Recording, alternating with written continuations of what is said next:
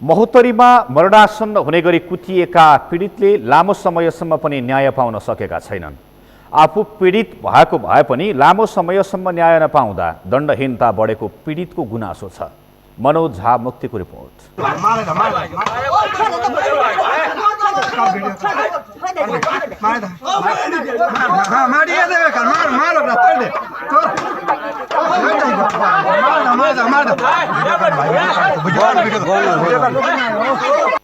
यो दृश्य महोत्तरी जिल्लाको एकडारा गाउँपालिका वडा नम्बर 2 बेला गाउँको हो। गत जेठ 2 गते मरणासन्न हुने गरी कुटाई खाए पनि आजसम्म न्याय पाउन नसकेको पीडितको गुनासो छ। हाथ में दाहिना हाथ बम्मा गोर, दाहिना हाथ और बम्मा गोर। ठीक, तो पुलिस की कल की अभी तक? पुलिस इधर कोनो जमाना कर रहा है, कोनो निर्णय न कर रहा है, यानी कि पकड़ न रहा है। ताकू न हो छै, ताकू न हो। कै दिन दर्ता भेला, कै दिन भगले? अपने के 20 गते बिहीबार के दिन कुटिएपछि आफ्नो तर्फबाट जिल्ला प्रहरी कार्यालय जाँदा प्रहरीले उजुरी लिन नमानेको पीडितको गुनासो छ।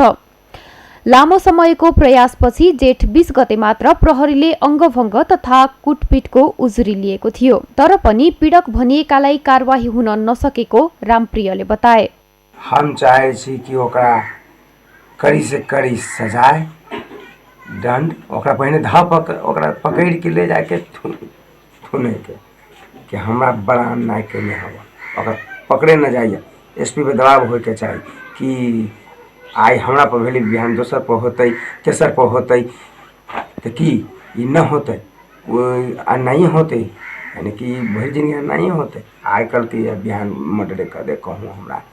उजुरी गर्दा समेत प्रहरीले न्यायका लागि पहल नगरेका कारण पीडकको मनोबल बढेको पीडितको दुखेसो छ। हम एक बेर जान मारने उद्योग आदि सार्वजनिक अपराध देने छी, जे हमरा पानी में रहे डुबा के मारी, कोई के कागज हम रखने तो कतो नहीं भेले छी ना।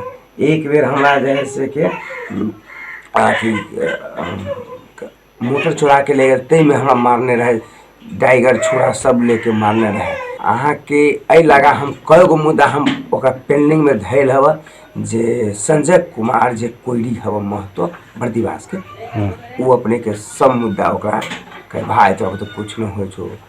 जिल्लामा भएका जघन्य प्रकारको घटनाबारे जानकारी पाएपछि जिल्ला प्रहरी कार्यालय महोत्तरीले भने प्रहरीले आफ्नो काम गरिरहेको बताएको छ।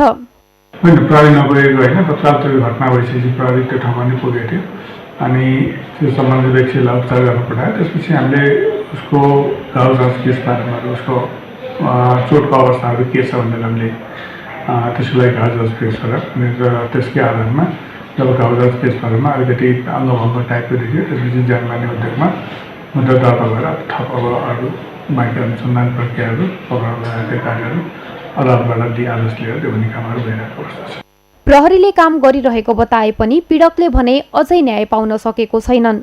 लामो समयसम्म पीडितले न्याय नपाउँदा पीडकको मनोबल बढ्ने भन्दै समयमै पीडितलाई न्याय दिन सरकारवालाहरूको ध्यान जानुपर्ने स्थानीयको भनाइ छ। सगरमाथा टेलिभिजनका लागि महोत्तरीबाट मनोज झा।